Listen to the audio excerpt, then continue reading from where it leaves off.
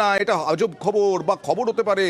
সরকারি স্কুল যখন বাপের সম্পত্তি হিসেবে ভেবে নেন না কোনো শিক্ষক শিক্ষিকা, তখন এরকমটাই হয়। ছেলে বৌমা পড়াতে যান, শিক্ষিকা ঘরে অসুস্থ অবস্থায় শুয়ে থাকেন। দেখুন,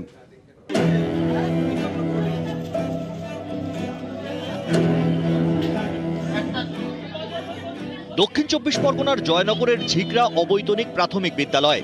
সরকারি খাতায় এই স্কুলে একজন শিক্ষক এবং একজন শিক্ষিকা আছেন।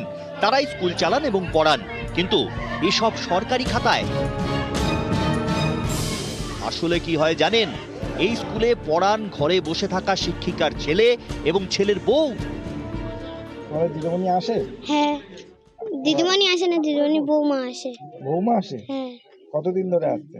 অনেক দিন ধরে আসছে, যেই থেকে লকডাউন থেকে স্কুল খুলেছে সেই থেকে আসছে। আমাদের সব ক্লাস ঠিকঠাক হয়?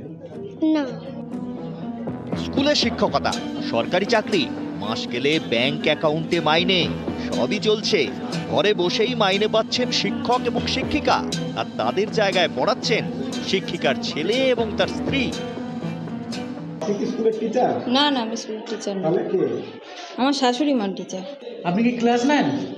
হ্যাঁ, আমার শাশুড়ি মা আসতে পারতো না, ওই এসআই বলেছিল, ও আমাকে বলেছিল, বলে তোমাকে বলে দিলাম, তুমি তাহলে যাও। কে আপনাকে আসতে বলেছিল? আমার বর। মা হঠাৎ অসুস্থ হয়ে গেছে, আমার সঙ্গে আসছিল। আমি আজকে জাস্ট রেজাল্ট দেওয়ার জন্য শুধু মার্কশিটগুলো আমি ডিস্ট্রিবিউট করতে এসেছি। আমি আসি না, আমি আজকের এসেছি, এবং পরীক্ষার সময় একদিন এসেছি। স্থানীয়দের দাবি, এই স্কুলে ঠিকমতো লেখাপড়াই হয় না। দেরিতে স্কুলে আসেন শিক্ষিকার ছেলে এবং ছেলের বউ। মিড ডে মিল দেওয়া হয়ে গেলেই ছুটি। হার্ডলি 25 থেকে 30 জন ছাত্রছাত্রী রয়েছে, তাদেরও ঠিকমতো পড়াশোনা হয় না। প্রায় 11টা 15-20তে ওই স্কুল প্রায় শুরু হতো এবং রান্নাবান্না হয়ে গেলে পড়াশোনা তাদের শেষ। স্কুল ইন্সপেক্টরের দাবি, ঝিগড়া অবৈতনিক প্রাথমিক বিদ্যালয়ের শিক্ষিকা অনেক দিন ধরেই অসুস্থ এবং শিক্ষক ক্যান্সারে আক্রান্ত, তাই দুজনেই স্কুলে আসছেন না।